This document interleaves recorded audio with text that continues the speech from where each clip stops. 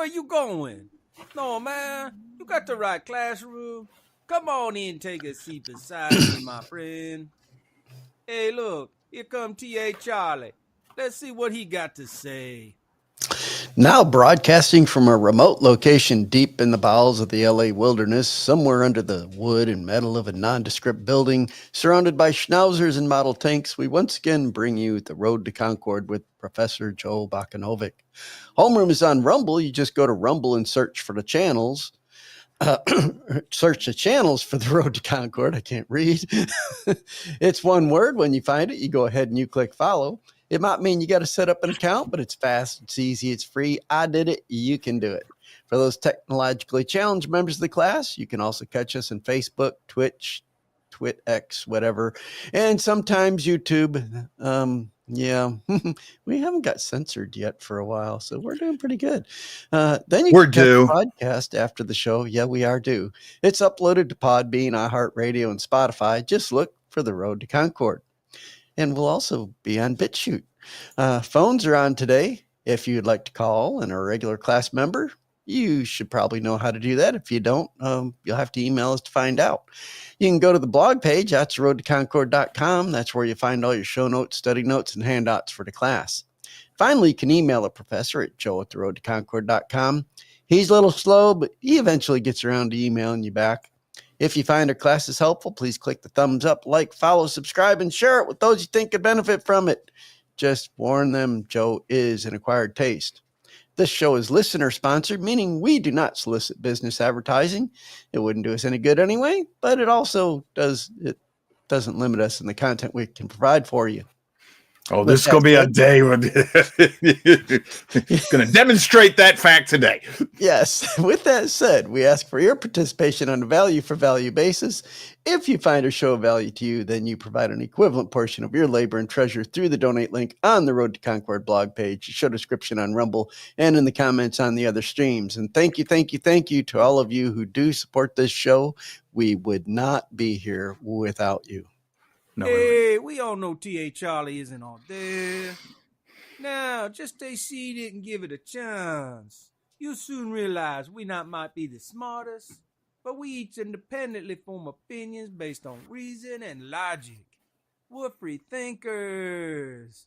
Let's see what The Road to Concord with Professor Joe Bakanovic has on the lesson plan for today. Let's start out real quick by making sure that JMW knows that I was just messing with him in the comment section on Rumble. You know, he said, "Good morning, everybody." And I was like, "Good morning. Good morning. What type of world are you living in, mister?" Acquired taste thing. You know what I'm saying? Yeah. Joe's in a mood today, folks. So yeah, but not like the normal one. I'm not going to be not the normal one, but it's going to be a mood. So just be prepared. Kind of somber. Let's just get right into it, Charlie. I want to start the show with, we're going to be mostly in just the gateway pundit for the stories today. And it's just because it works. Okay. That's just what I'm using. Let me show you what I'll start here. This gateway pundit is from April 5th. This is Going Rogue with Laura Logan podcast, episode number 9. Attorney Mike Davis warns the deep state, lawyer up. It's a spiritual war and they are godless monsters. Yes. Aaron Spike says, I'm channeling my inner Sergeant Major Plumley. Yes, I am. Well, the deep state, I agree with this lawyer. They are godless monsters, but I read down here and I'm not going to share these with you. You can go look for them yourself if you want, but talking about how they're going to go after the deep state. Because they're godless monsters. Get your lawyers. Get ready. We're going to come get you. I don't think so. I don't think so. Matter of fact, I'm pretty sure. No. I had high hope. But my hope is now on hold. I've put it in a standby feedback loop, parade rest off in the corner somewhere, just watching the world now, because I told you before the election, I was going to vote for Trump. And oh, by the way, on this show, he will no longer be called President Trump. He handed that away. don't get me wrong. I'm not trying to insult him. I'm just going to give the devil his due. He handed his presidency to 9 unelected people in black robes, and we're going to get to that shortly. But before the election, I told you I was going to vote for him just on the off chance that he actually is what he appears to be. I'm not so sure that I have that hope anymore. I did before the election. I don't now. And I'll explain that as we get going today. We're going to end the show. We're going to start in the headlines. We're going to end in conspiracy theory. Only I'm not so sure it's theory anymore. But you'll see. Next story I wanted to show you is this one.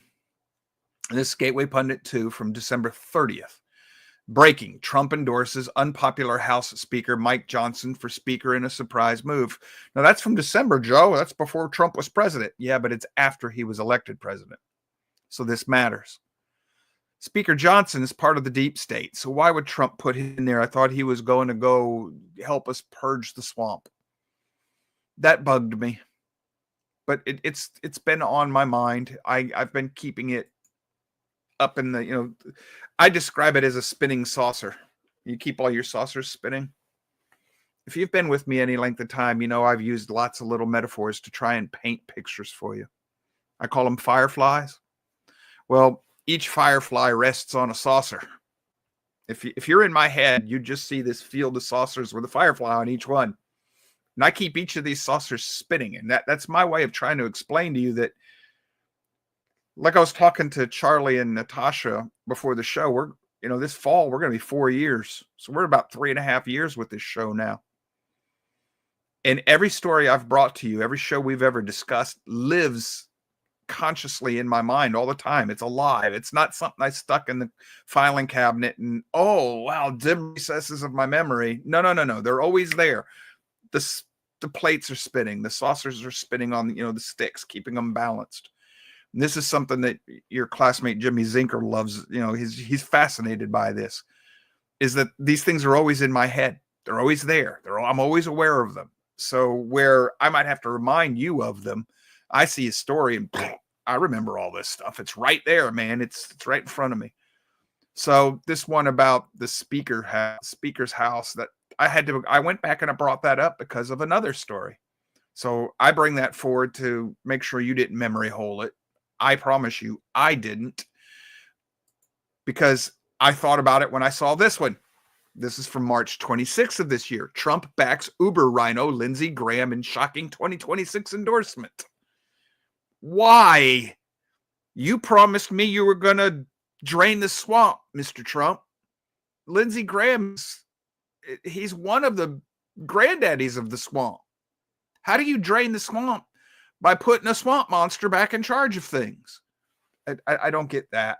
I don't understand that. And then I saw this one from April 10th.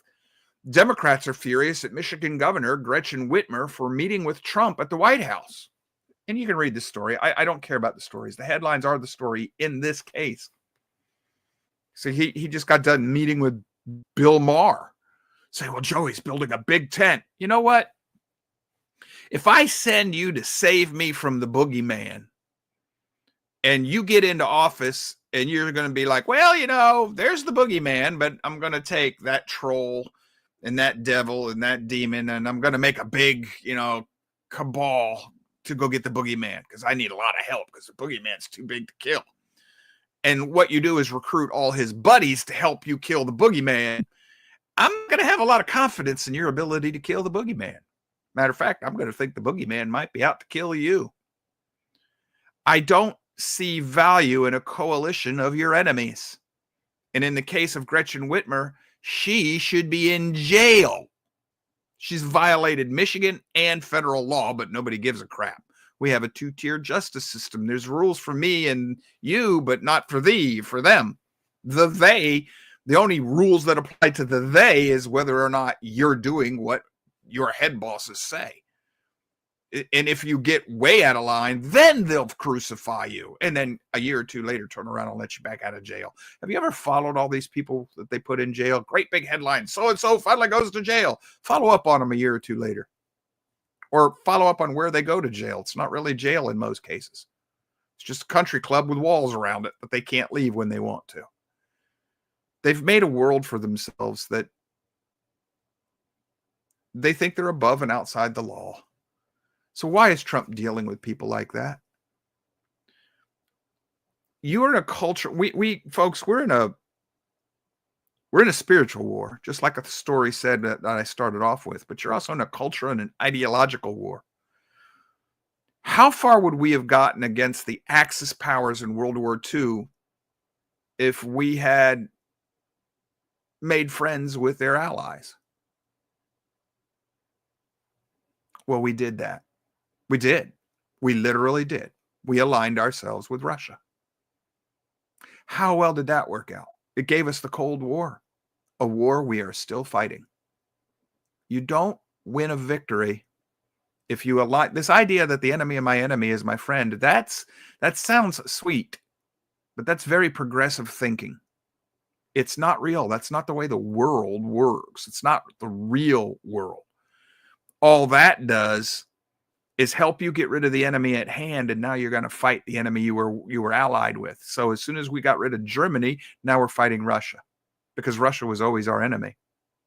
Of course, unless of course you were American communists who were pretty much running Roosevelt's State Department. You know, the deep state goes way back. So I'm upset with Trump over this. Then we get to this one. I had high hope for this, but I guess Kash Patel's not the man I thought he was. FBI Director Kash Patel names domestic terrorism section chief Stephen Jensen to run the Washington FBI field office. This is the guy who was at least one of the chief architects of the January 6th false flag attack that put so many Americans in jail under the charges of sedition when they were doing nothing more than exercising their First Amendment rights. The right to petition and to assemble. If you have not been following the January 6th story, if you believe the liars that call themselves the media, January 6th, there's plenty of video out there. If you go look for it, you're not going to find it if you're looking for it on YouTube. Start on BitChute and Rumble. But there's plenty of video out there. They've got a section of video I watched, and I know it's real because if you put it up against some of the stuff that they wanted you to see, it's the same exact scenes from different angles and different distances away. So the video that I've seen is real. It's not AI generated. And it's a group of people down in a lower level. You know, they got this elevated section of the Capitol building, and there are cops up here shooting people with rubber bullets and throwing tear gas into the crowd. It's a peaceful crowd at that moment. They shot one guy in the back of the head. He wasn't even facing them. He was turned around talking. He was just talking to somebody. They shoot him in the back of the head with a rubber bullet. You do realize that can give you a concussion. You can put people's eyes out. You can cause real harm with these rubber bullets. Just because they don't kill you doesn't mean they don't cause permanent physical harm. That's an act of provocation. There was no justification for that. And yet, the legal system wants to arrest the people who finally defended themselves. I don't care if you're the police and the government. If you attack first, you've ceded your sovereign immunity. If the civilian population defends itself against your unprovoked attack, that's because you have set down your authority, your protections under the law, and you violated the social contract, you've gone back to natural law. In which case, the right of self-defense, the first right of self-defense, reverts back to the individuals. And if they storm you then, that's not sedition, folks. That's self-freaking defense. We've lost our ability to see these things. And you promote a man who instigated this attack. You promote him to a position of authority in the Washington. No, Mr. Patel, I no longer trust you. I no longer trust Dan Bongino. And I don't know that I'll ever give them my trust back, ever. Coming on the board from Aaron Spikes, if they would have listened and left Patton alone, we wouldn't have had to worry about Russia. Yeah, or China, if we had listened to MacArthur. By the way, that's That's why MacArthur was, and rightly so. MacArthur was done away with because he wouldn't listen to the president. I agreed with MacArthur. I disagreed with Truman, but Truman was correct. I think it was Truman still at the time. It might have been Eisenhower, but MacArthur was, I think it was Eisenhower. MacArthur was removed for insubordination. Another story in the Gateway Pundit. This is from April 8th. Just in, judge orders the White House to lift the ban on the AP access to the Oval Office East Room. A judge orders the White House to let somebody into the White House. The freedom of the press is guaranteed. Access to the president is not. So where does this judge get off making this order? I seriously, I want to know. I know that he's going to get away with it, or she. I don't care. I didn't read the story because I've seen the headline in 4 or 5 different sources. Judge says, you got to let the AP back in. No, you don't. The AP, first of all, it's not media. It's proven itself to be nothing more than propaganda that works for the deep state. So that's not the media. That's not the press. It's part of an opposition organization that's at war with the American people and the U.S. Constitution. Not that the Constitution exists anymore. So who's this judge to make that order? There's nothing in there that says that I'm the press. This little blog show, my blog and this show, this is the press. This is the press that the founding fathers understood. A little private citizen putting out their opinion and as editorials. That was the press. Pamphleteers is what they were called. Common Sense was written, by Paine. And that was put out as a pamphleteer. That was the press. I'm not allowed in the White House. Is the judge going to order that I get to be allowed into the White House? No. So where the heck does the judge get off with this? This is a political decision, folks. The judge should be removed forthwith. However, remove them. Just remove the judge. Don't even give them due process. Just say, you know what? I'm removing you. Say, well, I'm going to be back in my real office tomorrow. Well, put him in jail. And then, well, you're not giving me due process. You didn't give me due process. You didn't allow me the authority of the executive. You stole it. So what are you going to do? Mr. Hamilton said that I could ignore you because you don't have power of the gun. You can't do anything. Well, Joe, that'll cause a constitutional crisis. What the heck? Constitutional? You can't see the one you're in right now? Well, no, the president has to listen to. No, he doesn't. There's no judicial exclusivity and judicial supremacy in the Constitution. That's not there. Although they've assumed it. Now you got this story. DC appeals court decides to take over the executive branch hiring and firing. Reinstates removed members of National Labor Relations Board and the Merit System Protection Board.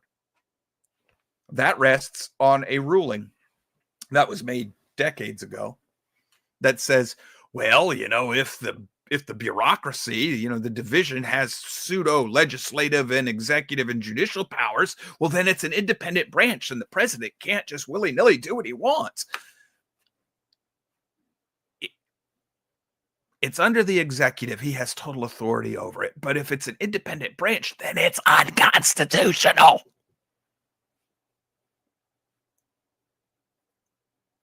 Not that matters. So where does the court get off deciding that it's going to take over the president's job? It's what they're doing. And Trump is letting them do it. They're calling it the compliance strategy. I got another word for it. Surrender. That's what it is. Now this story. This is breaking. Supreme Court temporarily grants Trump ability to fire thousands of federal employees. Yeah, it's a victory. See, Trump is winning. Joe, just calm down. He's got a plan. He's playing 12th in chess and all this other stuff. No, he isn't. Did you read the headline? Supreme Court temporarily grants Trump the ability to fire executive branch employees. Folks, the Constitution gives that to the president. He doesn't need the court's permission. But apparently, I guess he does. because he gave it to them by even listening to these lower court rulings and then appealing this. What he should have done to the lower courts is said, you don't have the right of judicial review in this case. The law didn't give it to you. This is not the correct forum. You're in the wrong jurisdiction. You're ruling on things that you don't have the authority to rule, and you're issuing injunctions that you don't have the authority to issue. Screw yourselves. Go pound sand. And then he should have just gone and done what he needed to do. And if these people refuse to quit working, remove them by force and tell the Treasury not to pay them again. Ever. And if the Treasury keeps paying them, put the people who violated your order in jail. That's an insurrection. If you ignore a lawful order from the executive, that meets the United States Code of Insurrection. Put them in jail. Charge them.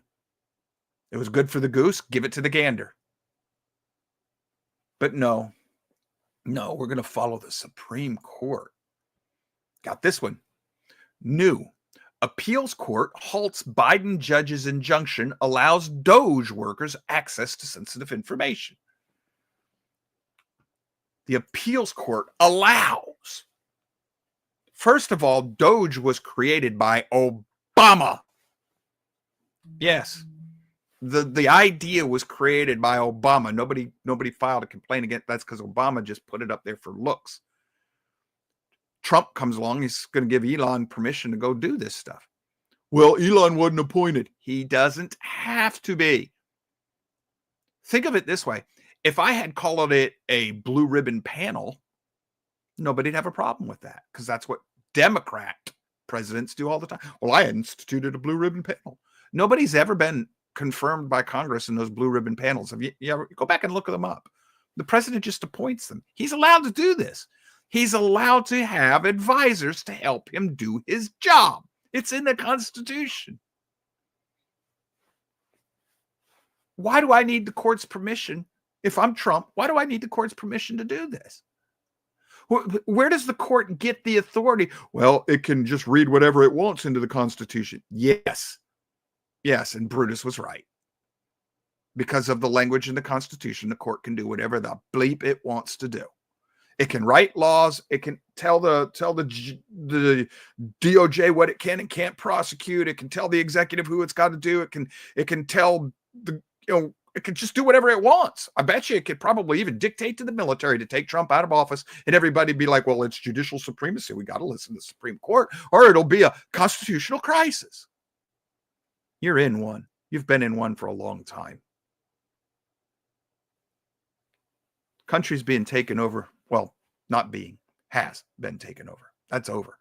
That's why I can't call him President Trump anymore, because he's not president anymore.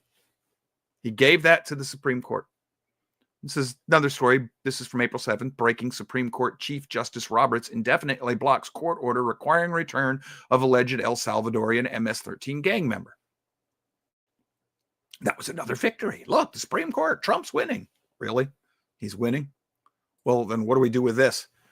Breaking Supreme Court orders U.S. to facilitate the return of an alleged El Salvadoran MS-13 gang member, Kilmara, whatever the heck his name is.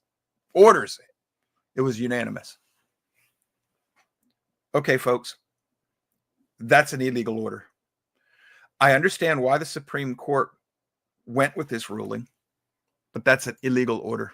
It needs to be ignored. Why do I say that? In order to order the president, he's supposed to be the president. They're now clearly in the realm of State Department, Foreign Affairs. There's no authority for review anywhere in Foreign Affairs. None. That should never, ever, nothing that the president does with Foreign Affairs should ever end up before a court. That's what this is now.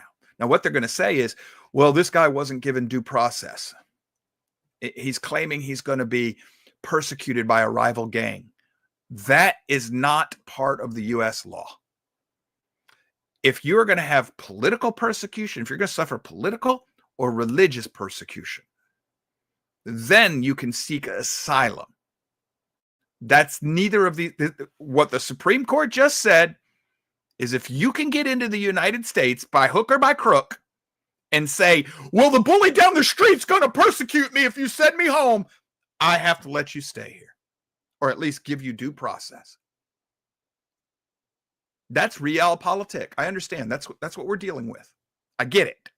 I understand this. And by that, I don't mean Woodrow freaking Wilson real. I mean, deal with the real world. I get accused of being an idealist all the time by people who don't understand me. I get the real world. I know that our political and ideological enemies, our spiritual enemies, are not just going to surrender because we won an election. I got that. I also, just a second, Charlie. I also understand that they were ruling on the letter of the law according to precedent, saying, well, he's got due process. No, he's not guaranteed to due process because that's a civil liberty. Yeah, that's what I was going to ask is, and if he's not a U.S. citizen, he does not have a right to due process, does he, under the Constitution? No. Yeah. No, that's a civil law. In fact, he was an illegal immigrant, which even denigrates his position even further, which means he has no right to even be here, let alone have due process rights. And the chief executive of this country is constitutionally bound, has a duty to protect the states from foreign invasion. Now, people think that invasion has to be under, a foreign flag with a uniform. No, it does not. No, it does not. If a country empties its jails and allows them to go to the United States illegally, by definition, I've looked this up. Go to the blog page. I've done the definitions for you using the U.S. law and the Webster's Dictionary of 1828 and the Constitution. I've got blog posts on this. This is an invasion. Therefore, the president has invoked the Alien Enemies Act. It's not reviewable by Congress. I mean, by the judiciary. And if you want to go with realpolitik, the Supreme Court has said he's got, in the past, case law says he has this authority. Until now. I mean, it is technically possible for Congress to intervene here, but they would have to actually write a law specifying whatever it is that they want it done. But the court has no standing here. So what the court just told the president is, you no longer have the luxury. You're not given the privilege of exercising your constitutional duty of protecting the country from foreign invaders unless we grant you the right to do that.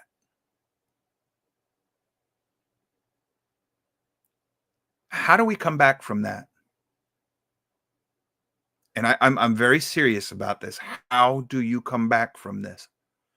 The court I told you what I was afraid of is that with his compliance strategy, as Pam Bondi called it. By the way, is she actually the Attorney General of the United States, or is she auditioning to become a new host on Fox News? I don't trust her. I never did trust her. I know her history in Florida. But now she's just another deep state snake in there that everybody's cheering because she's talking. That is all she's doing. Talkity talk, talk, talk. They know everything they need to start slapping cuffs on people. They're not going to do it, folks. The only people you're going to see arrested are little bitty small fish who have pissed off the uppity ups. They're not going after anybody they need to go after. It's not going to happen. It's not going to happen. If it was going to, it already, where's your Epstein files? You didn't even get all the JFK files. Trump is pretending to keep his promises. So you have this compliance strategy that says, you know what? We'll just do what the lower courts say. You just created precedent. And this is all they care about. Precedent, precedent, precedent. Will the next judge obey what the judges before them said they have to do? Even if the judges before you are wrong, like Roe v. Wade. Well, Joe, there's no right to life in the Constitution. No, it's in the Declaration, you morons. Well, the Declaration isn't the Constitution. Right, it's above the Constitution. It's superior to it. Not my words, Founding Fathers' words. Well, they're all dead white men, so because they're white, we don't have to listen to them.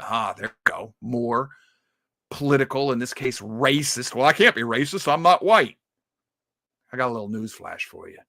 You can be racist. Doesn't matter what color your skin is. So what they've done is they've handed a precedent to lower courts, which now gives them judicial supremacy over the presidency. They've allowed these lower courts to change and make law, make rulings that have the effect of law, power of law. And the Supreme Court has codified all of it. And Trump has handed them the precedent that now the Supreme Court decides if, when, and how the president can do his constitutional duties.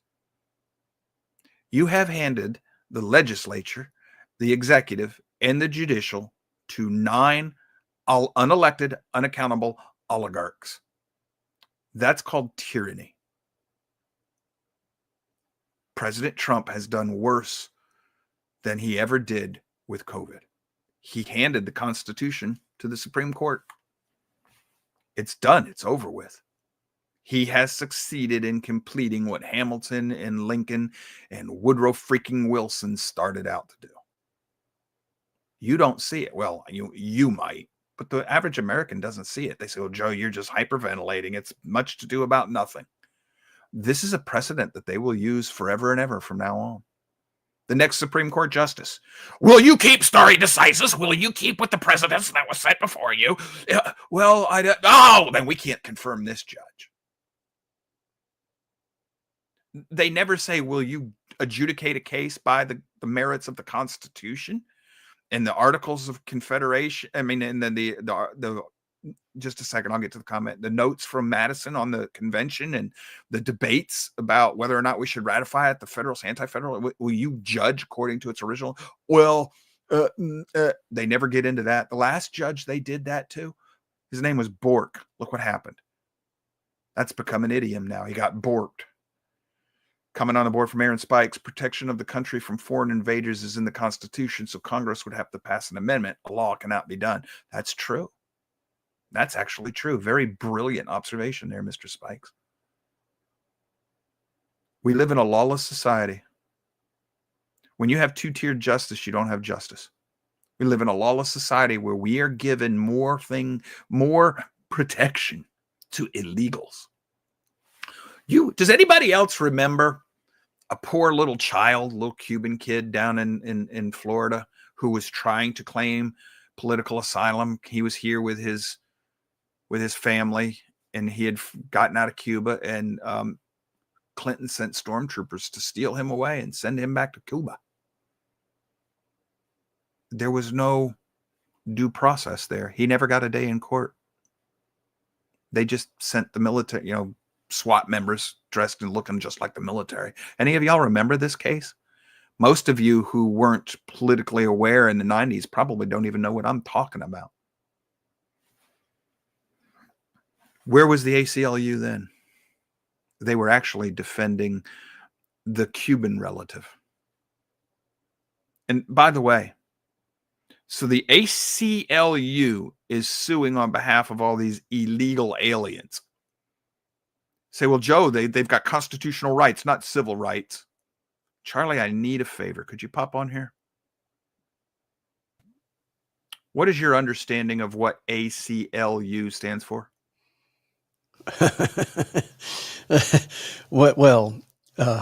I'm trying to think up a better acronym. What do they say it stands for? Well, it's for the civil liberties. Yes, not constitutional liberties. Civil liberties. Right. So if this isn't a civil liberty, what are they involved in this for? Here. Yeah, I haven't used this button in a while. Thanks, Charlie. I appreciate that. All right. So let's get back to this. It gets worse. It's worse than that. Jimmy's dead. Yeah, well, let's put this one up. From Breitbart, North Carolina Appeals Court rules that over 60,000 voters must verify their eligibility. Eligibility? Yeah, it's now one of the reasons that they're upset with Doge is Elon Musk has shown us now that somewhere in the neighborhood of 2.5 to 4 million illegal aliens are voting. I guarantee you most of them are voting Democrat because that's who's giving them free money. If I take those 4 millions out of the voting process, I wonder who wins all these last elections. So the court said you've got to verify them until now. Now, the North Carolina Supreme Court halts the previous order requiring verification of 65,000 ballots in a hotly contested judicial race. Say, well, Joe, every ballot's got to count. Every legal ballot has to count. The court has a duty to make sure that the laws are enforced. What the lower court said is you have to prove that it's a legal vote. Did you comply with the laws for voting that are on the state books? The Supreme Court come along and said, nope. We ain't got to do that. The Supreme Court of North Carolina, everybody that voted to do this should be rounded up, arrested, and frog marched out. Oh, Joe, you got to impeach them. You can't impeach them when half of the people in the state government are in the same party. They're never going to vote to impeach. This is no longer a judge. They're not worried about the law. This has become political. The courts are no longer courts. They're part of a political party, and they have become part of a political war. It's Charlie. It's not who votes that counts. It's who counts the votes that counts. Exactly. And it's not even that. Did you see this one? Lack of standing. Federal court in Georgia rules that voters have a right to cast a vote, but not to ensure it's accurately counted. You have no standing before the court. You have no right, no claim on counting your vote. I'm an illegal alien and I have standing before whatever court I come to make sure you can't throw me out of here so that I can collect my illegal Social Security, welfare, and get to vote. But a citizen, an American citizen, has no legal standing to come before the court to ask to make sure that their votes count.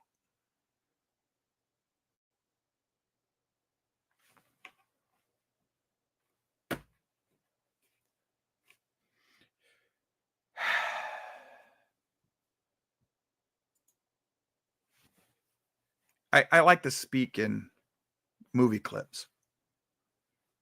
Once upon a time, I ran a shop. I had 7 employees, and the shop had its own language. We said it was the 99 required movies.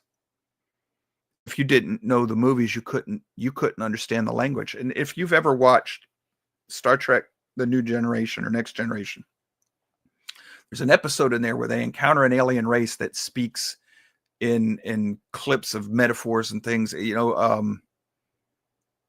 like Simba's arms open means, so-and-so when they embraced people, they speak in figures of speech or pictures of their past history and everything. I forget what the word is for this, but that's how this language worked in my shop.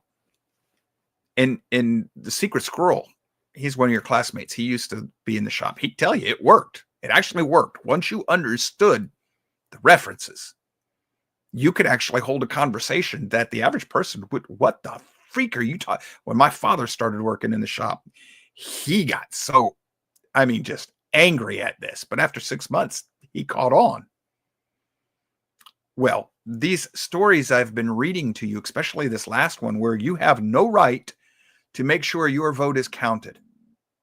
None. That makes me go back to my shop.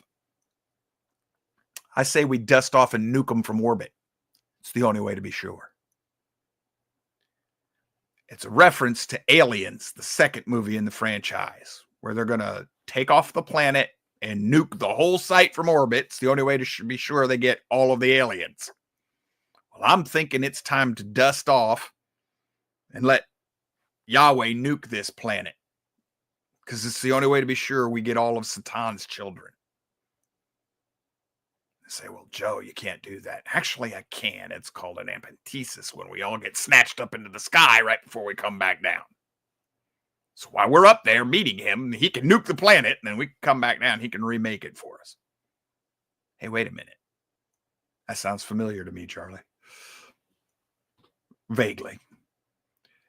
If you're following the blog, roadtoconcord.com, I gave you a homework assignment last night.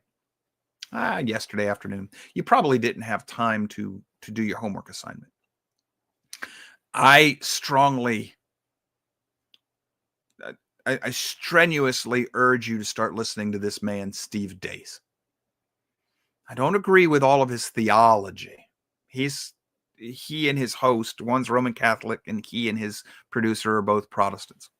And they're Christian, quote unquote. And once you understand that, you know how to, but at least he's talking about the Bible and the gospel and Jesus and God in a positive light, positive way. But he had a show on the 8th. It says, new survey shows growing disturbing sentiment among the lefties. Now, I'll explain what the sentiment was in just a minute. But first, the reason I want you to watch the first hour of the show is because his producer says something in there that illustrates what I've told you before. Many paths to one truth. Truth, capital T truth. It's just one. There's only one objective truth. Many of us get to it by different paths. Well, his producer came on there and said, Supreme Court decides to allow President Trump to be president. I'm like, well, glory be, somebody else gets it. And I listened to the show, and Steve went into a short monologue. And yes, that is exactly what Steve was saying. I haven't been watching him regularly. He and I arrived at this conclusion independently. That's how you know it's objective truth. Say, well, Joe, you just both have the same opinion.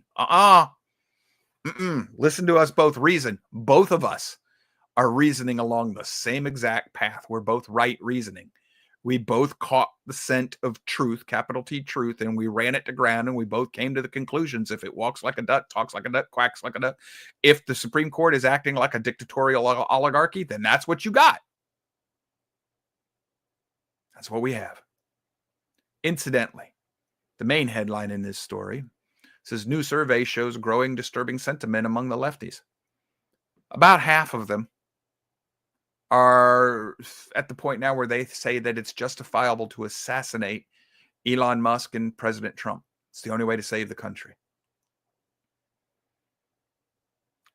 When the left doesn't get its way, and I don't mean just the American left, I mean the left, it resorts to killing people. Do you know who the left is? Ideologically, who is the left? Oh, that's easy. They are children of their father, and he was a liar and a murderer from the start. Joe, did you just call people on the left Satanists? Yes. Well, Joe, you can't judge their I will know them by their fruit. Jesus told you not to judge. No, he didn't. No, he didn't. Yeah, it says don't judge lest ye be judged. Keep freaking reading. That passage ends with, so when you judge, you will judge correctly.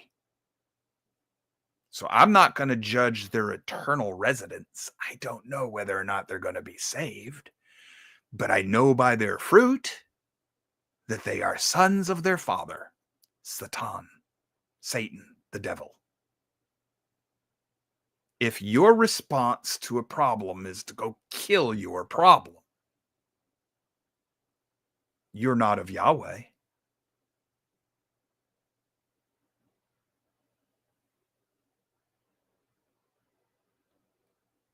The lawlessness in our country, we blame it on the deep state, our politicians.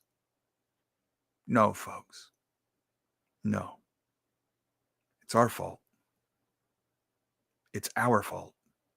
The American people. We've allowed this. Our hearts. You know the passage, the love of many will grow cold? That's another one of those passages that everybody loves to quote, but they don't quote the whole thing, especially in context. Because lawlessness increases, the love of many will grow cold. That's one of those yes passages. Lawlessness. Well, Joe, The law's been done away with. How can lawlessness increase? Because the law was never done away with. That's one of those lies. That's lawlessness. Telling you the law's been done away with is lawlessness. The law is still there. You just don't live by it to gain eternal life. The law is there to tell you what's righteous and what isn't righteous. What's right, what's wrong. What's moral and what isn't moral. How does God want you to live and how does he not want you to live?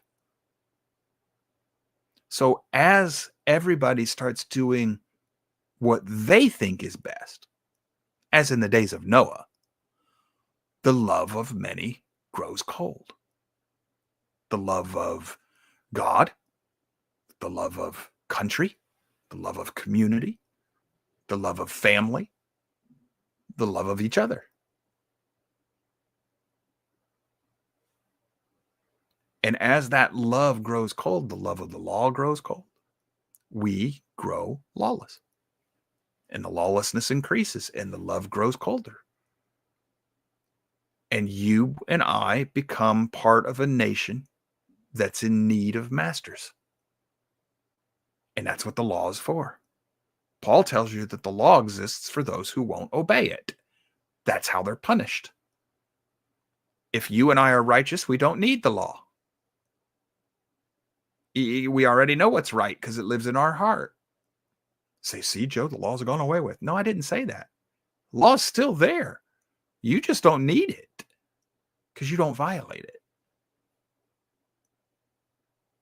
But now that we are an evil and wicked people, the law's being used against us. But because the law has fallen into the hands of evil and wicked people, because evil and wicked people elect them and don't do anything or demand that anything be done about them once they're in power, and we have done this for so long now, that there's nobody left to remove the evil and wicked people. We're down to the Jefferson option, but you can't use the Jefferson option without a government. Do you see a state anywhere that's going to lead a secession movement? Oh, well, that was settled by Lincoln. You can't secede. It has never settled. The founding fathers said you could succeed. Lincoln was wrong. Lincoln lied. Lincoln violated the Constitution. Lincoln was lawless. Lincoln is not the hero we've made him out to be. Emancipation Proclamation, Joe. He didn't care one bit about that. Do you know why he did that? He did that to try and cause a slave uprising to help him militarily. And it didn't happen. He repeatedly said he didn't care about the slaves throughout his whole life. The only time he started caring about the slaves is when it became an issue that helped him win the war. And even early on in the war, he didn't care. We believe so many lies, we never check them. We never verify anything we think of as the truth.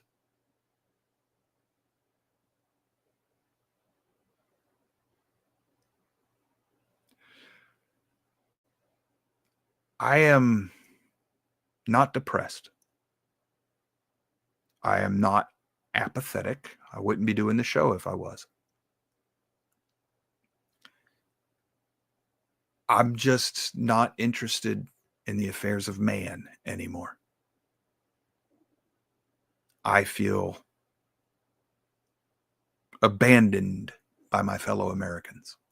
Not all of you. The remnant's still there. I got that. But there are fewer and fewer of you. And you're farther and farther apart.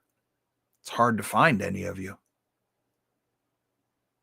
And it's when we do, it's hard to find any of us that agree on anything about anything. How do I unite? It's why libertarians will never be anything. Because they live in the days of Noah. They're all sovereign nations unto themselves. Each and every one. I put 100 libertarians in a room, I have 100 gods.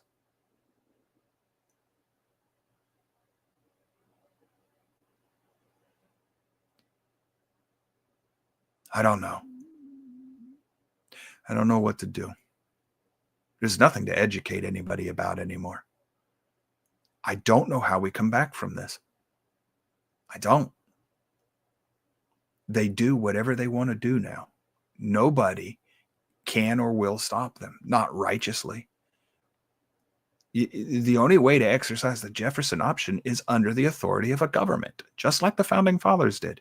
They exercised that option under the authority of the state governments. We don't have that anymore. We don't have anybody that'll lead that. And if you did, if I stood up today and ran for office promising you to do what the founding fathers did, even out of this audience, I'd only get 30 to 40% of your vote, if that. If that. I'll be honest with you. I bet you I don't get 6 of you to vote for me. Maybe 7. And that's typically because those are the only ones that hit the like buttons on the program. And I know that there are more than 6 or 7 of you that watch the show on a daily basis. Everybody wants the other guy to bleed. None of us want to bleed. There's nobody left. Lord says, who's going to send? Who are we going to send? Who's going to go for us? There's nobody left to say, here I am, Lord, I'll go. Because nobody wants to stand in the breach. You know what it means to stand in the breach? Ancient times, you had a wall around the city. If your enemies knocked a hole in the wall, that was a breach. They breached the wall. Now they can invade and they can get in and sack the city. So what would happen is your best soldiers stood in the breach to hold the enemy back while you rebuilt the wall behind them. It was self-sacrifice. It was certain death. Nobody's willing to stand in the breach anymore. And those of us that might otherwise stand in the breach for you, well, we're as a nation. I'm not talking to you as an individual. Only you know you. But I'm telling you as a nation, as a people, if the nation came to me now and said, hey, Joe, you know, you're old, you're beat down and everything, but you still know how to fight. A lot of these young guys don't. We need you. You're on your own, Jack. Well, Joe, you signed an oath to the Constitution. That's dead. My oath died with the Constitution. You're not worthy of being saved. I'm not going to stand in the breach for you. Not anymore. You've broke the faith.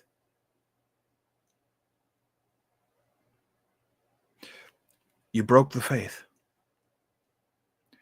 We broke the social contract. We broke the covenant. There's nothing left now to make us a people. The sociologist in me keeps up with things that are going on.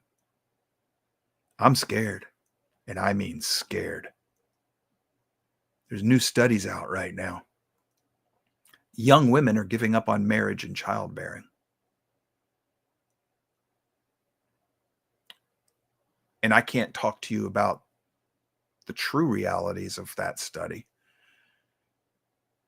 because I'll get shut down everywhere, but maybe on Rumble. Because it involves something I can't mention. It's spiritual, but I can't even point that out. It's not all women that are giving up on marriage. It's a specific part of our society. And that's an important part because it's a global phenomenon.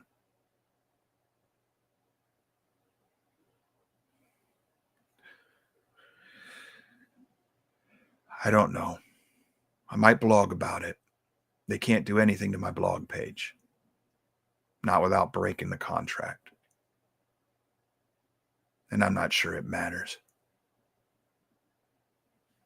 No, I'm not. I'm dejected, dispirited.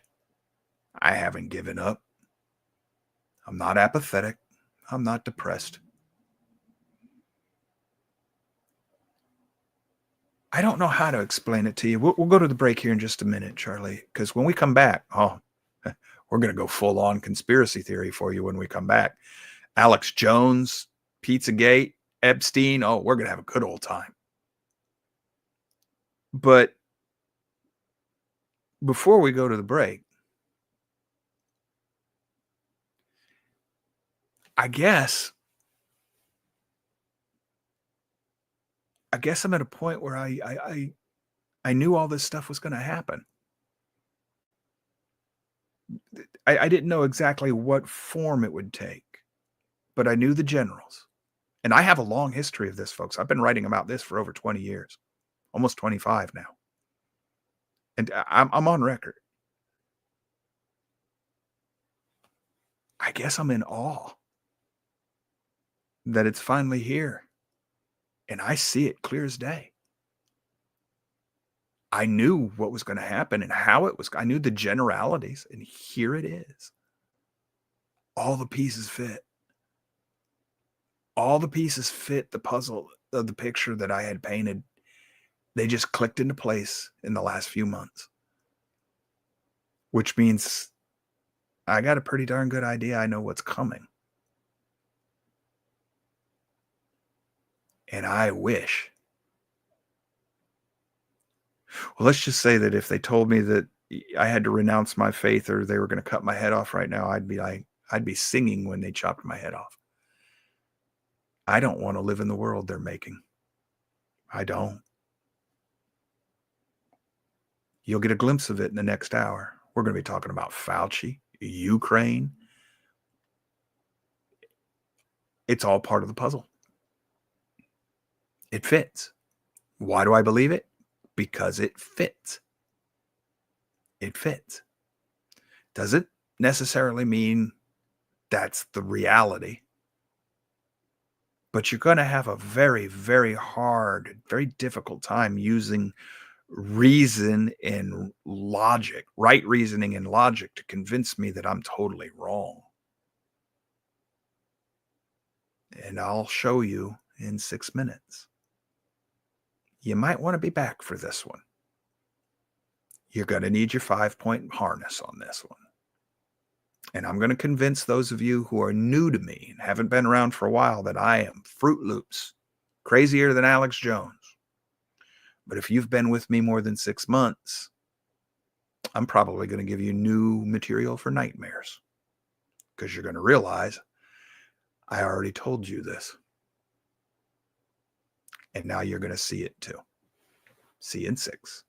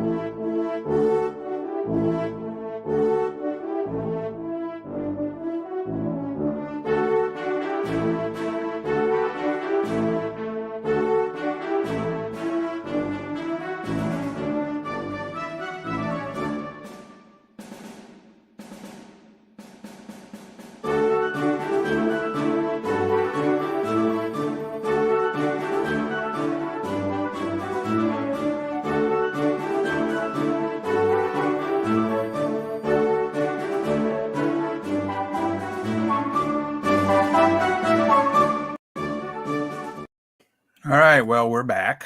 Hopefully you're in your seat and ready to go.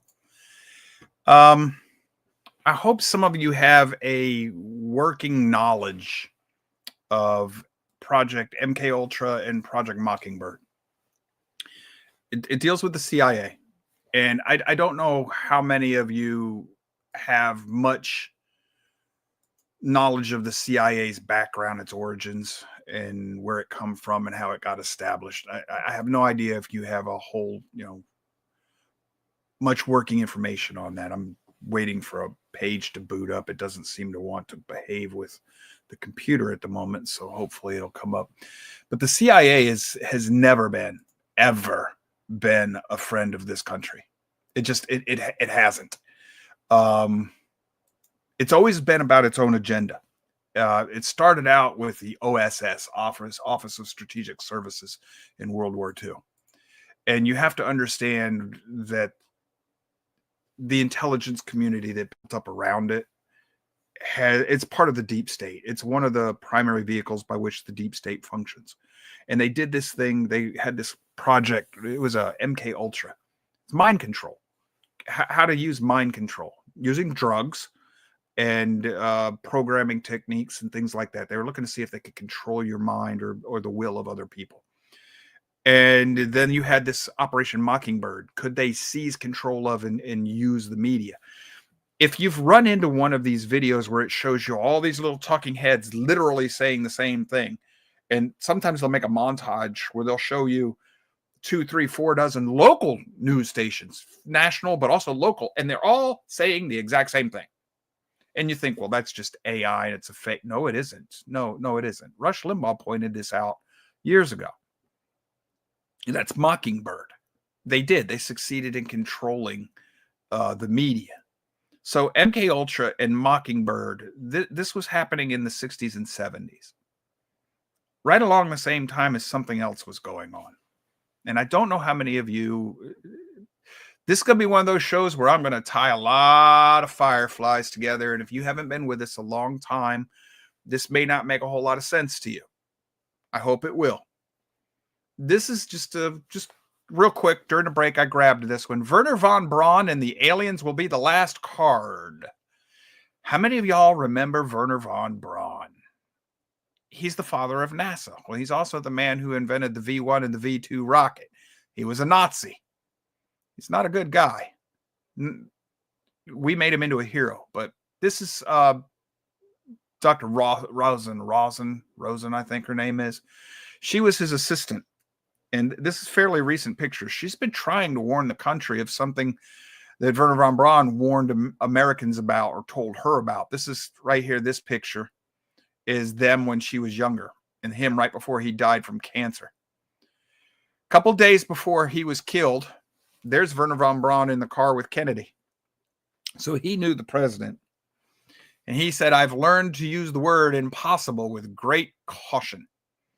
And then here's this picture where he was telling us that they're going to try to use all these different scare tactics to control the population. It's going to be Russians. Then it's going to be terrorists. Then it's going to be climate change, asteroids. He said the last one's aliens. He says they're all lies.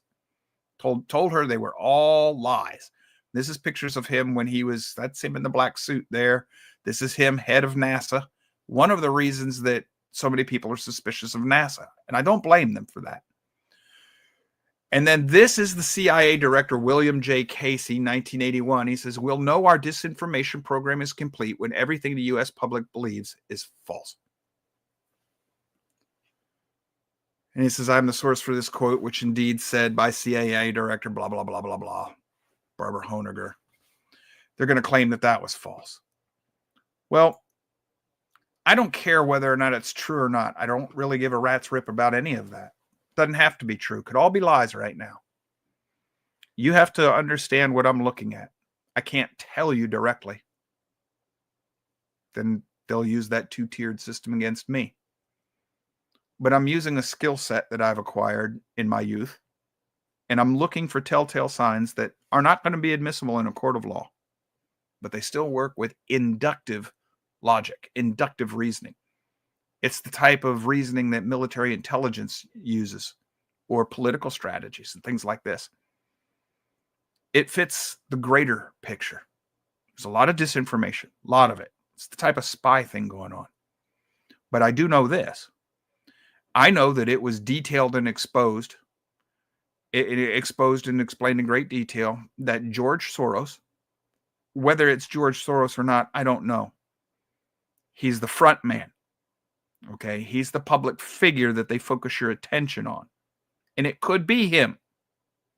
But more than likely, there's a organization behind him, and he's just the front man. I used to believe it was just him, but he's too old to still be doing this. He doesn't have this ability anymore. And yet we're seeing the patterns. Patterns are what I'm looking for. And Soros's pattern in destabilizing other nations, democracies. He went in and he would undermine the confidence in the election. And then he would overthrow the government. He would create the situations where the government would topple so that he could make money off of speculating in their economy. He did this in Britain. And he cost them $2 billion in their retirement programs. Britain still wants to prosecute him over this. We won't export him.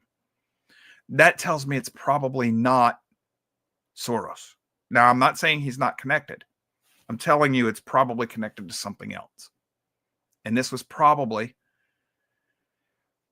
done to affect a political concessions within the English government to force them to do something they didn't want to do. I'm starting to understand that I have this idea of conspiracy theories are just kooks. No, that's a CIA thing too. That was pushed forward during the Warren Commission to get people to quit looking into the assassination of Kennedy. And we now know with good reason. You live in a world of disinformation to the point where you don't know what's real anymore. So you have to look for patterns that repeat. Patterns are where you find, those are the breadcrumbs that you trace. And I've told you before, Rush Limbaugh, it dawned on me in the 1994 election when he had that elderly woman call in and accused him of being an operative, of conducting PSYOP to prevent real conservatives from starting a real opposition party, to keep those that think of themselves as real Republicans on the Republican reservation, the uniparty reservation, to keep you in the matrix. He was there to blue pill you, to keep you blue pilled and make you think you're red pilled at the same time. Rush reacted very violently to her. He insulted her, something he very rarely did. He got rude and ugly. But that woman's call smacked me. And I'm like, I need to pay attention to this. And from that point forward, I realized that I could still get good information from Rush as long as I understood he was an enemy operative. Whether or not it was knowledge, whether he knew he was doing it or not is irrelevant.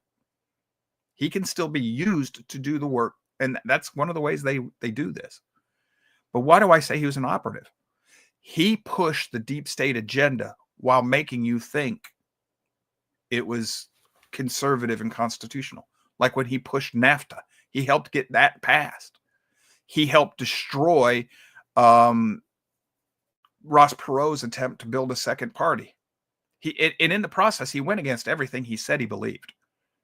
He acted in a way contrary to what he said. I caught that pattern. And I realized it's following the same patterns that von Braun told me to look for in the different scares. And then people see some of this in 9/11. Say, well, that was fake. The government did that to blame it on the terrorists. Okay, I actually believe a little differently here. My suspicion, my opinion, is that you did have Saudis do this, but they were allowed to do it. Just like I think the Oklahoma City bombing, I've brought you a documentary on that. That looks like that was a U.S. intelligence, CIA, military intelligence, FBI thing that was concocted to try and give President Clinton political clout to shut down talk radio. They know they have to shut up opposition voices. Remember Mark Lloyd, that the great, revolution in Venezuela, what they learned is you have to control the media. one of the ways to control the media is just confuse things so much nobody can find the truth. There's so much noise out there. You got to look for the patterns in the background. It's like sonar in Hunt for Red October. You got to listen to all the noise in the ocean for the pattern, the repeating boom, boom, boom, boom, boom sound that tells you got a ship on your hands, submarine. So I'm looking for these patterns, and I see these patterns in Oklahoma City bombing. I see them in 9/11. It's not that the government brought those buildings down. I think the air buildings were brought down, but they were allowed to come down. And that matches with the general warning of a false flag attack blamed on terrorists that Werner von Braun told me to watch for. Same patterns with the climate scare and climate change.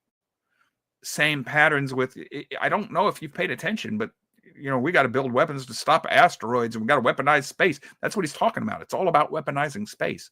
It's all part of the military industrial complex, which goes back to Eisenhower and to Smedley Butler. So what I'm seeing is patterns. And this is what's going to make me look like the crazy haired guy with all these pictures connected by yarn in the background. And I'm waving my arms with my tinfoil hat. And that's part of the pattern. That's the easy. They present you with the easy. Oh, look, Joe's a conspiracy theorist, so you won't do the work. And you won't look past the easy to see, why does Joe believe this? Because if some of you that have been with me the whole time, if you jump down this rabbit hole with me, you're probably going to climb back up and go, oh, scary monsters down in that hole. No. I'll believe the easy because it's more comfortable. You'll take the blue pill. Because even though the stake's not real, it tastes so good in your imagination. So you'll be the guy who betrays the humans and gets them all killed because he can't face the monster. I face the monster. Now, I fell for one of these psyops. I did. Me and a couple, and I should have seen it. I should have seen the pattern, but I didn't. And I'm not going to fall for it again with Trump. I am now on the sidelines watching. My spidey tingling senses are just... all my alarms are like, the pattern's here, Jack. Where's it at? What's going on, Joe? I don't know. But I just know that I'm seeing the pattern. I am seeing the pattern again. What am I talking about? QAnon. Y'all remember QAnon? This is a story from January 28th, 2021. It says, here's why prominent conservatives are now calling QAnon a psyop. They blame the U.S. intelligence for creating it to discredit Trump. I don't care about whether it was to discredit Trump or not. QAnon was actually, and General Flynn got caught up in this. A lot of people got caught up in this. And what it was is it played to the patriotism of true patriots and law-abiding citizens. And it said, well, don't worry. Trump's going to win the election. It's not going to be stolen. The military knows what's going on, because a lot of people knew that the election was about to be stolen. We knew ahead of time that it was going to be stolen. And we were given this QAnon stuff that the white hat military is going to save us. And they didn't. What that was to do was to prevent a true replay of what happened in Georgia back in 1945, 46 or whatever, where they stole an election and the combat vets came and set that right by force of arms. Okay, they removed the crooked election stealers by force. They shot people. Well, this was to try and prevent something like that, QAnon. And it worked. It got me. It caught me.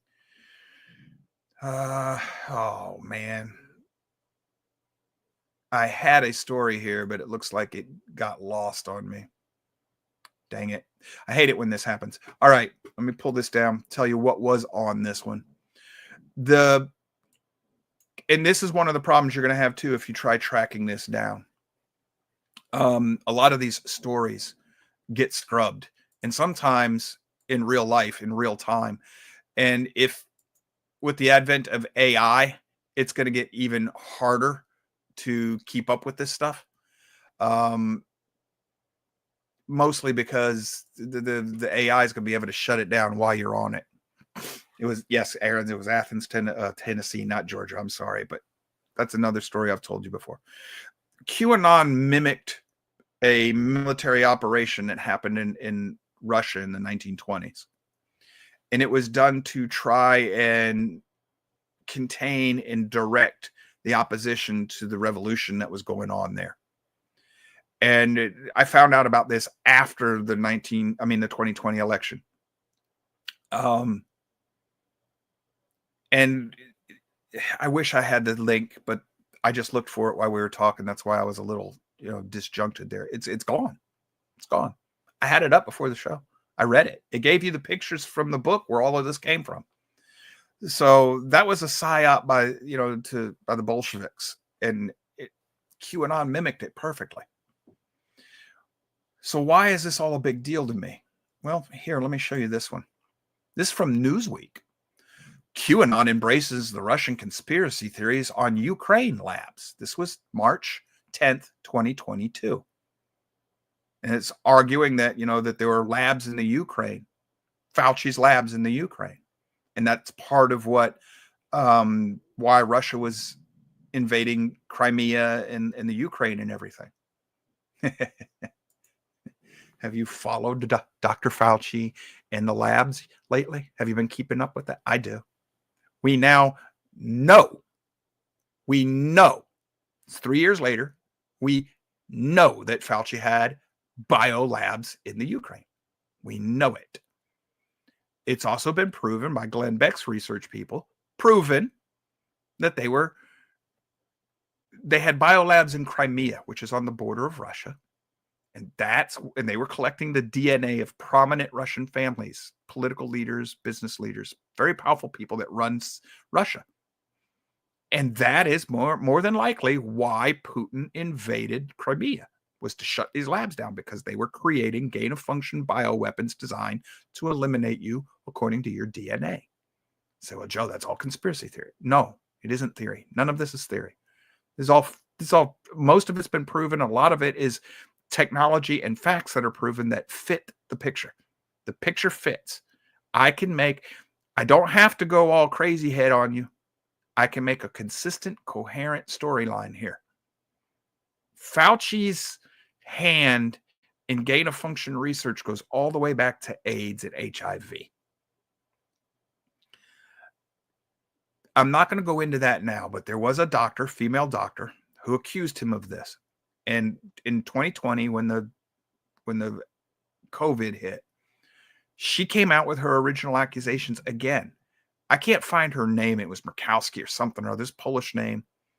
I just remember it had an MK and a W in it. I had saved the links. They're all dead. They've all been scrubbed. They will not sue her. There's a reason Fauci won't sue her. He'd lose in court if it was a fair court.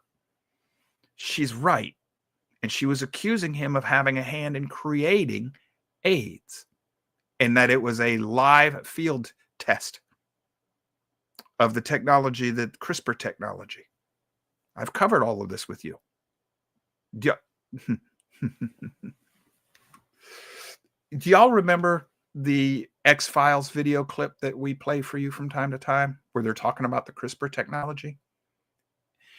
Do you all remember that they found a strand of the HIV virus in the COVID-19 DNA, and that they found the handiwork of CRISPR technology? COVID was manufactured. It's man-made. It was another field test, and they have killed millions.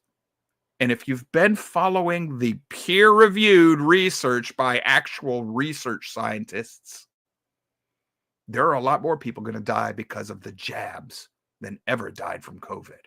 Yeah, yes, good times. So I know what's going on with Russia and Ukraine. That's all connected. Let's go to this story. Beyond corruption, Obama's secret wars, the final piece to the Ukraine puzzle. Glenn Beck's people. And he's also got the Muslim city, but this is the one you want right here. Obama's secret wars. Obama was fighting a proxy war. That guy on the right, he's the Ukrainian that was helping. He was an oligarch that was fighting the war for Obama before they installed Alinsky. Obama installed Alinsky. Yes, that was Obama did that. Obama's not a good boy here. So Beck's people, if you've never seen this is a button-down show that brings paper documentation that can be verified in a court of law. They don't want you seeing that video. I did a post, and I've been watching ever since I reminded people that this post was up. This post has been getting a lot of attention, especially in Europe. It's very well read. I watched the numbers. It's not like it's viral. Don't get me wrong. But this is one of the most important posts I've ever written, because it's getting read by lots of people in Europe. But it talks about, there's a YouTube clip, asks you to watch that, goes through a lot of things. And this post here explains exactly what's going on. This is from our blog page, what you are not being told about Putin in the Ukraine. And I've told you about this guy here, Alexander Dugin. The American Empire Should Be Destroyed. That's his book. I got that book on the shelf over there. He is the Rasputin to Putin. If you don't know your Russian history, I'm not going to bother to explain it to you. I'm just telling you, that man's important to what's going on right now. But then you come down here and you'll find these 4 video clips. It used to be the whole videos were in the post, but YouTube doesn't like Rumble, so they changed their coding. You got to clip them.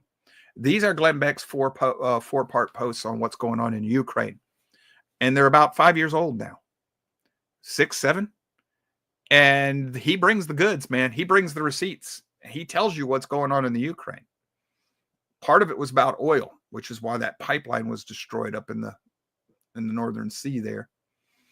And he's talking to you about a whole bunch of stuff that's going on in the Ukraine and what Russia's doing and why they want a warm water port.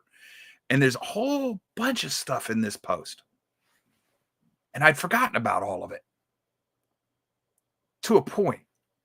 This is as close as I had come to letting a plate fall. I had remembered that we were fighting a war, proxy war in Russia. And that Obama started it and Biden helped. And I remembered it was connected to Fauci. So that's all I kept. That's the plate I kept spinning. I didn't really care about much else. Till just recently. This is from February 14th of this year. Did Fauci orchestrate the pandemic? New documentary exposes it all. Okay, now you're going to have to join the blaze to see this documentary. And I know a lot of people don't have that type of money. Oh my gosh. Oh my God. This man's worse than Hitler. And they know it. They know it. This guy here on the left, he's a reporter. He's a libertarian reporter. I can't remember his name. Matt Kibbe. Matt Kibbe. That's Fauci in the middle, Glenn Beck. And if you look for it, this is online. This is a little interview that's 13 minutes. This part, did Fauci orchestrate the pandemic? That is on YouTube. And Matt Kibbe will give you the details of this, the highlights. And I've listened to it. Here's the trailer for the documentary, Matt Kibbe's documentary. You can find that, the cover up, Wuhan, Fauci, the smoking gun. A lot of this is in books that I've got on the shelf. This fits. This fits. This fits some of the things that QAnon told us. One of the things that's important to a psyop, you have to have a lot of truth in it. The truth is used to redirect people in a different direction that makes them harmless in these type of psyops. And it's because you're aiming at people who can't be controlled the way MK Ultra's controlled. You're aiming at that 10% or whatever that thinks for itself. And if you think like I do, it's the 1/10 part. If you have ears to hear, you know what I'm saying. Capital T truth. So you put a lot of truth in there, and then you put the twist in there and you redirect it, which is why Alex Jones looks so crazy. He has, by and large, found the truth, but they feed him just enough information that makes him look like a nut. And he helps because he's passionate. And I get it. He's frustrated. He probably even knows more than I do. And he sees it. But now he goes off on crazy stuff like Sandy Hook and, all this. I get it. I get it. I understand. They did that to him on purpose. I believe that. And that's because Alex wasn't trained to sift the wheat from the chaff very well. He's self-taught. He has to do this on his own. If you've been taught how to sift the wheat from the chaff, you can do it. And you can usually come up with a decent idea of what's going on in the world. Can I prove it in a court of law? No. If I was in military intelligence in a wartime situation and I said, hey, I went to the generals and I said, I got this, this, and this. And they say, well, how high is the, your level of certainty here? I'd say, nuke them. That tells them how high my level of certainty is. They can and will act on that. All of you have seen examples of this. Who remembers the story of Midway? Say, well, we were reading the Japanese code. No, we weren't. We were only reading about 15% of it. But we were able to read just enough that put a trap for the Japanese with the freshwater condenser on the island. And they saw it reported as MK or whatever has trouble with they were able to read just enough of the code. So we banked the entire war in the South Pacific on that intelligence. Could the operatives, could the intel people have proven to FDR that this was where the Japanese were going to hit beyond all shadow of a doubt? No, they didn't have that. But they did have enough of the pieces that they were able to convince the higher ups, go for this. This is what's going to happen. And they did. They didn't know enough of the plan. That's why they were searching for the carriers. They didn't know where they were at. That's why they had to search for the invasion. They didn't have the whole plan. They just knew that the Japanese fleet was going to invade Midway in and about this date. I can do what those people did. I can sort the wheat from the chaff because of the way I've made. And because of the things I read, the things I pay attention to. Whereas I don't freak out because nobody will listen. I get to where, like, you know what? What the heck? I know how it all ends in the end. I'll sit back and watch the show. Hand me the popcorn. This is going to get good. I'm not going to get surprised by anything. It might be, oh, that's an interesting twist. I didn't see that one coming, but that's what's going on. QAnon. I fell for that. But there was a lot of truth in QAnon, and QAnon connects you to the Ukraine and the labs. We now know. Everybody back then was like, oh, we know this is that's because they were in charge of the narrative at that time. They can't do that now. They're not in charge of the narrative. Conservative media has gotten, and that's why they got to shut down conservative media. That's how Trump got elected. Yes, sir. So you're saying your worldview is like a chick flick? Yes, very predictable. Ah, yeah. Is that where you were going? Yeah. My wife hates it because we'll be, half an hour or something into a show, and I'll say, okay, this person's gonna, dump this person, marry this person, and do. And, she hates that, but they're so predictable. But you don't want to go to the movies. You don't want to go to the movies. Enough pieces of puzzle. And if you know the patterns. Right. Yeah. And look for the patterns. Yeah. Because all the Hallmark movies, there is not a Hallmark movie that you cannot put up that I can immediately tell you what the plot line is. Well, the only movie I can tell you actually got me was Sixth Sense, or The Fifth Sense, or whatever the heck it was. I didn't realize he was dead until the very end.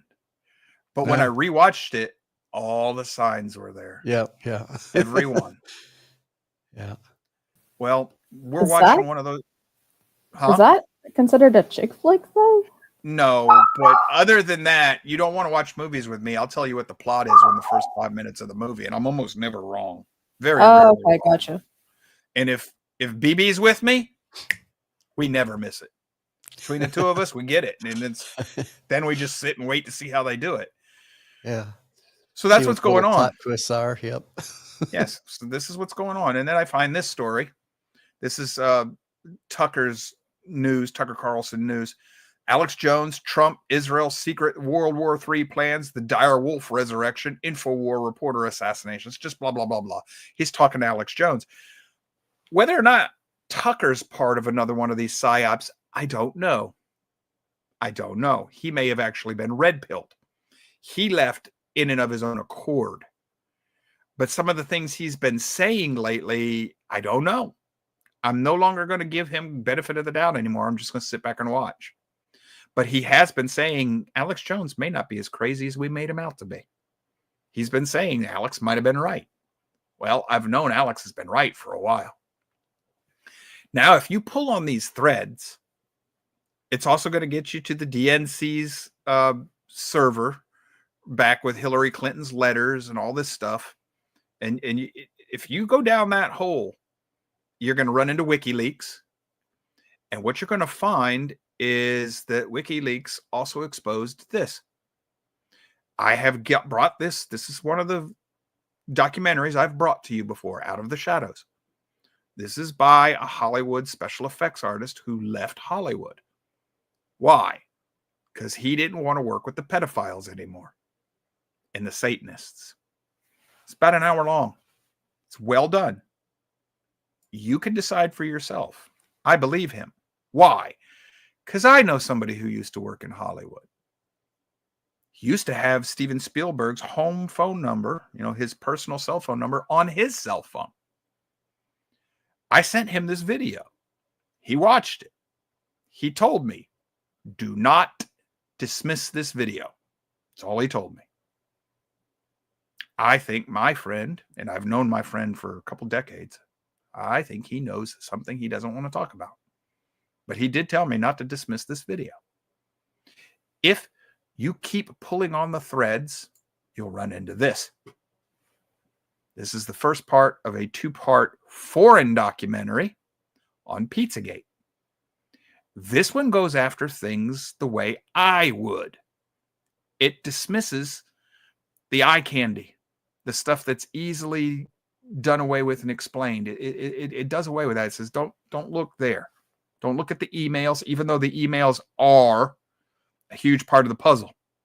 And it goes through all the stuff that the media, the controlled media, never wanted to show you or tell you about or explain to you. This one will scare the bejeebers out of you, especially if you have young children.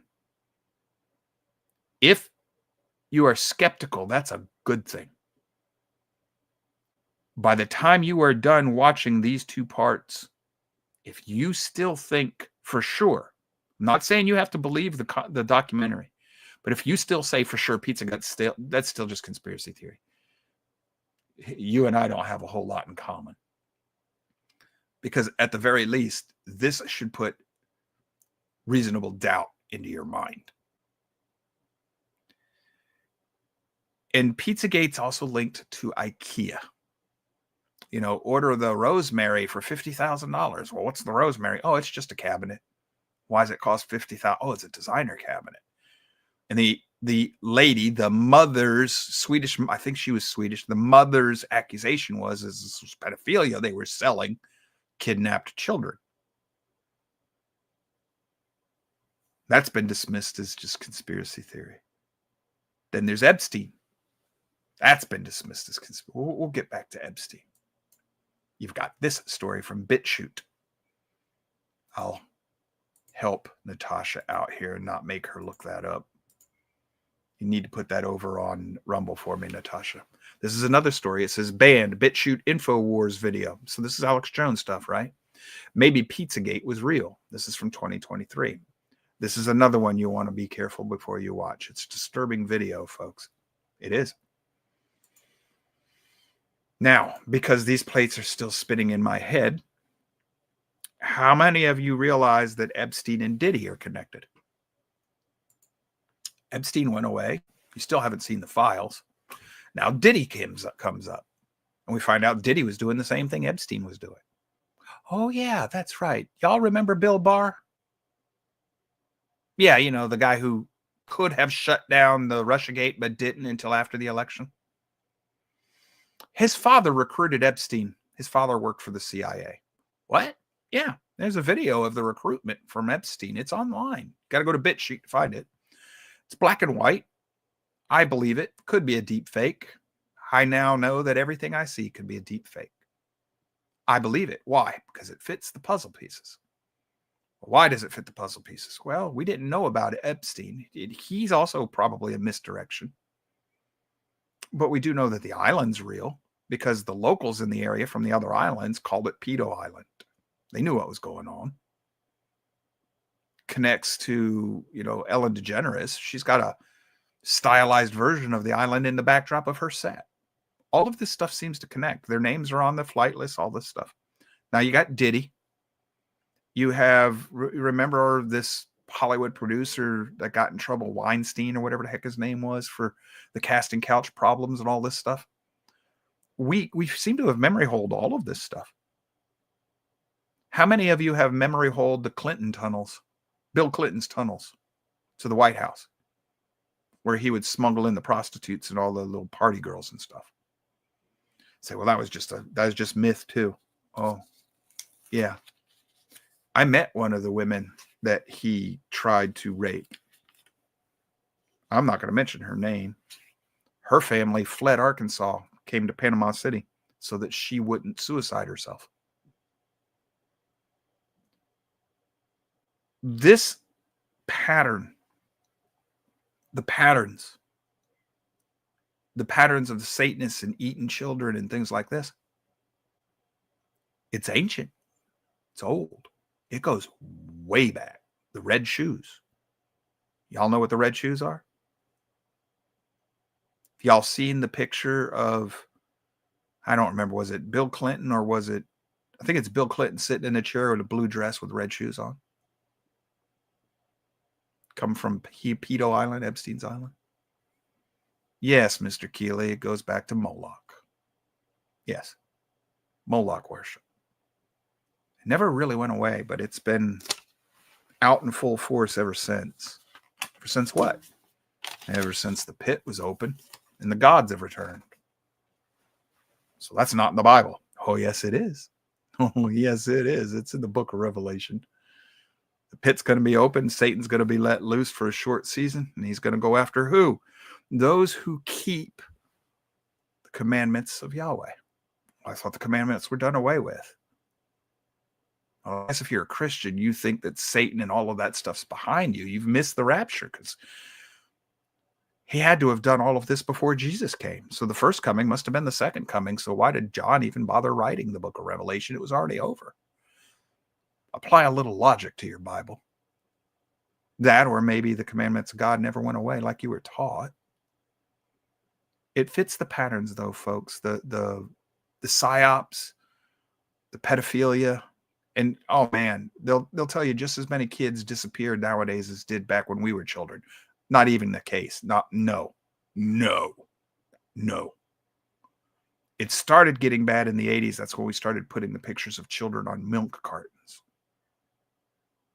They're saying back then they just didn't report it all. Yes, they did. Yes, they did. It would have made the local news because back then they still pretended to be newspapers. You go look for how many missing kids compared to back then to today, percentage-wise, not numbers, percentage. It's exploded, especially young women. Late teens to early 20s, they go missing all the time. Children from overseas get smuggled in here. Yes, that's right, Mr. Keeley. They use legal alien children. That they don't count those numbers.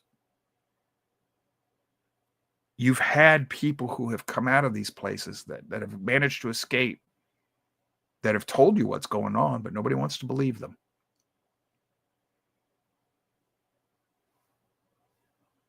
Okay, that's going to be like, well, yeah, heard the story about the gospel, but I didn't believe that. Oh, well, you go to hell.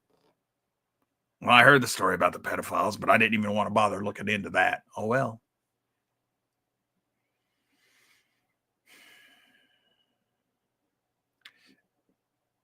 Don't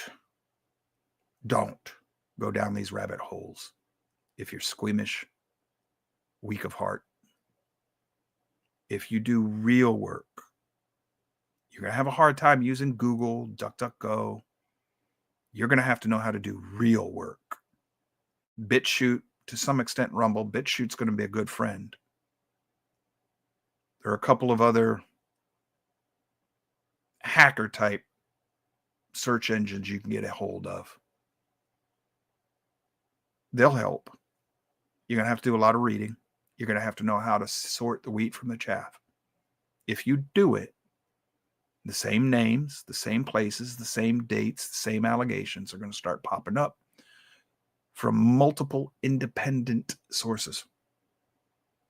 They're not quoting each other, and they're not quoting the same source. And a lot of times you're going to have public records that they cite, like the Epstein's list for the island, the people on the plane. That's been known for a long time. There's a reporter in Tampa that come up with that. Public records. You do the work, you're going to find out there's something to Pizzagate. It's not nothing. You're going to find out that there's something to the IKEA thing. There's something to Epstein, pedophilia. There's something to Diddy. They're all connected. By the way, from what it's being reported, the money to buy Epstein's Island came from the CIA. Why would they do that?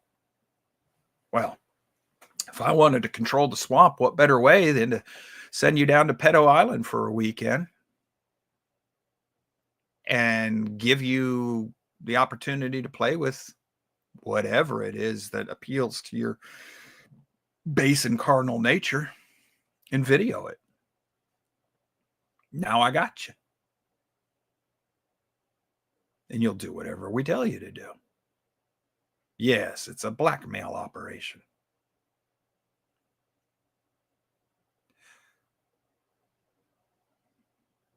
If you watch that last video I put up from BitChute,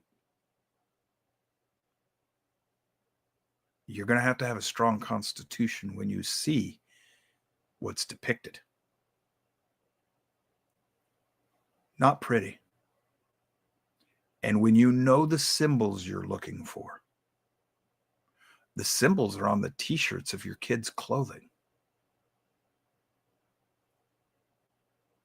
They were selling t-shirts that showed slices of pizza, just one slice of pizza in Walmart. So, Joe, it's just a picture of pizza. No, it didn't. No, it didn't. This is all interconnected, folks. How's it interconnected? Well, let me share something with you. If you understand the prophetic language, this is Bible Gateway, NASB, Revelation chapter 13, verse 4 through 7. They worship the dragon because he gave his authority to the beast. The dragon is the devil, Satan, and the beast is the government. And they worship the beast, saying, who is like the beast and who is able to wage war with him? Who is like the government? Well, in this case, it's a seven-headed beast. So it's government in general, man-made government in general. But specifically in this case, probably Islam, or the conglomerate of all governments. So government in general. Verse 5, a mouth was given him to speak arrogant words and blasphemies. An authority to act for 42 months was given to him, and he opened his mouth in blasphemies against God, to blaspheme his name and his tabernacle, that is, those who dwell in heaven. Oh, wait a minute. His tabernacle in heaven? Charlie, that sounds a lot like the temples in heaven. Yep. But I thought the temple was the heart of every believer here on earth. Unless, of course, you've been transferred to the spiritual kingdom through your death and resurrection through the Messiah. Which would mean that your temple heart is in heaven. Spiritual Jerusalem goes kind of perfectly with what I was talking about Wednesday, doesn't it? Yeah. When you understand the prophetic language, they're not very confusing to read, folks. But you have to be able to sort the wheat from the chaff in Scripture too. And then there's verse 7. It was also given to him to make war with the saints and to overcome them. And authority was given to him over every tribe, people, language, and nation. Government. The dragon through man-made government. Who remembers what the founding fathers said that this great experiment was meant to be? To see whether or not man could truly govern himself. Answer is no. Thanks for playing.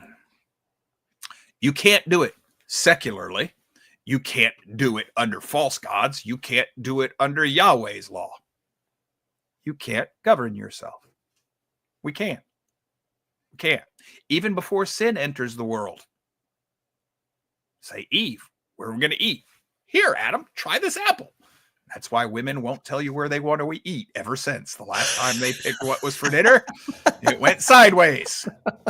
But they still are like the Supreme Court. They reserve the right to veto it, even though the veto goes with the presidency. But because Trump handed the presidency to the Supreme Court, then your wife acts like your Supreme Court. Well, what's the law say? Law says we're going to go eat at the steakhouse tonight. No, I don't think so. Oh, okay. Well, we're going to go. Where would you like to go? I don't know. Well, let's go have pizza. I don't think so. And then you go through that routine until the Supreme Court decides what you can do as the president of your house. So you don't wear the pants in your house. She does, even though she doesn't want to make the decisions. You guys can't push me to make a decision now. Yeah. Well, I got one last thing for the day, Charlie. Oh, yeah. Let's just put this up there. There you go. There you are, Aaron. I started it with a lawyer telling you you're in a spiritual war. I'm going to end it telling you you're in a spiritual war. Why do I say that? When I started tracking down the QAnon stuff, I found out, oh crap, there's more to this than I thought. I don't know exactly what the truth is. I can't tell you that, but I know that there's more to it than I thought. So if you start tracking down everything else I've been bringing to you these 3.5 years, and you hold it up against a scriptural worldview, a proper scriptural worldview, all the pieces fit. And if all the pieces fit without having to use a hammer, Joe's constituted in a way that's the story I'm going with until you show me something better. Because not only do they fit, they're consistent and they're coherent and they tell a single story throughout the whole of human history. Like it's one movie with just different acts, different scenes, different actors. But it's the same plot from Adam to the end of Revelation. That's why I tell you, that is the biggest reason that I believe. I tested it. I have faith. But the faith in the Bible is a conscious decision, not just a feeling.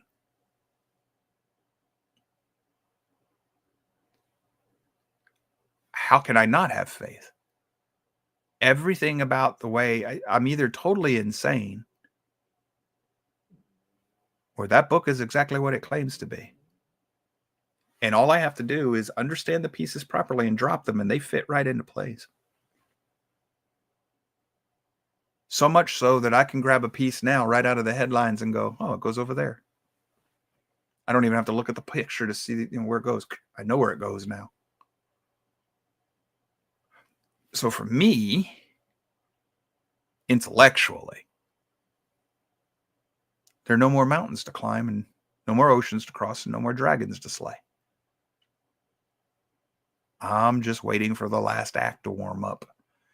And I can hear the band starting to tune its instruments. Now, how long it's going to take before the curtain comes up, I don't know. Not a prophet. But I hear them tuning their instruments, and I can see all the props for the final scene being arranged on the world play, on the world, stage.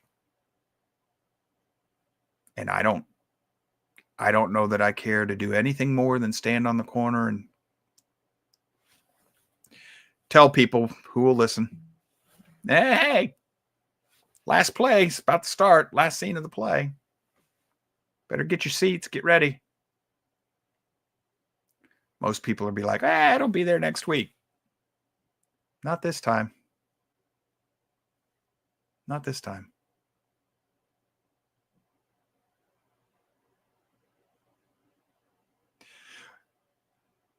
I am not going to do a show next Friday. I got something I want to do. I need the day off. So unless Charlie and Natasha decide to entertain you, you're going to have to deal with me on Wednesday next week, and then I'll be back the week after that. Keep an eye on the blog page, Facebook page. I'll put notifications up there. I'll let you know what I'm doing. Other than that, Next Wednesday, we're going to be talking about, Pentecost and counting the Omer, the weeks between wave offering and Omer, the Pentecost, the Shavuot. Was not our most popular show, but I thought it was one of the best ones I've done on Worship Wednesday. One of the most informative. The church just doesn't know how to pay attention to the things that matter. I think that's because it went to sleep. It started worshiping itself. And a false gospel and a false Messiah. Yes, I noticed we had a few more trolls than usual. Imagine that. I think I was over the target today. Charlie, anything before we wrap up? Natasha? Hag Pesach Sameach. Easy for him to say. Is that anything like Shabbat Shalom? Well, let's have a joyful Passover. Feast of Passover, anyway. Yeah. Sorry, I'm not in a more upbeat mood, folks, but is what it is. We thank you for being here. Thank you for joining us. We hope we were edifying, at the very least, informative. I know I'm not entertaining. Probably never really will be. Not unless you're one of those ones who shares my demented, warped, and twisted sense of humor. But otherwise, y'all stay safe. It is Passover starts at sundown this, what we call Saturday. Ends sundown the following day on what we call Sunday. I know some of you are keeping Easter, but if you're going to try to keep Passover, if you can, you're supposed to rest on Monday, not work. I understand that we're not all able to do that right yet, but you should be you should be considering working yourself into a position where you can do so. And for those of you who are going to keep Easter, please look into that. That's not what, it's got nothing to do with the death, burial, resurrection of the Messiah. That has to do with the death, burial, and resurrection of Tammuz. I know that is a fact. I can trace that for you now. That's pagan through and through. That's Mystery Babylon, brothers and sisters. That's spiritual bondage, apostasy. Come out of her, my people. His people will come out. Satan's people won't. Shabbat Shalom. I'll see you next Wednesday. Bye-bye.